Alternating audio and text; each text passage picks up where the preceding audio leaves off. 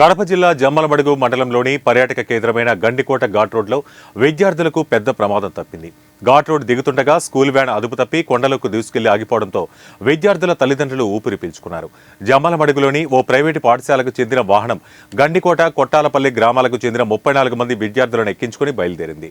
School van Gandikota గ్రామం దాటుకుని ఘాటు దిగుతోంది. ఎదురుగా కొంతమంది పర్యాటకులు రోడ్డుపైనే ఫోటో షూట్ చేస్తున్నారు. వారిని తప్పించబోయి అదుపు తప్పి కొండల కొద్ది దూరం వెళ్లి ఆగిందని అటుగా వెళుతున్న కొంతమంది స్థానికులు అక్కడికి చేరుకుని విద్యార్థులను సురక్షితంగా రోడ్డుపైకి చేర్చారు.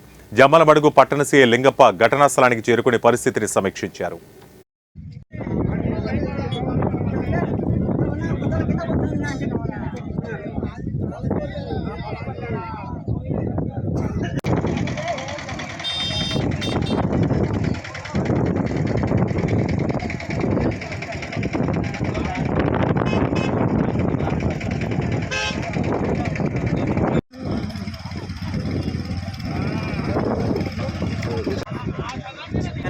di double alera very good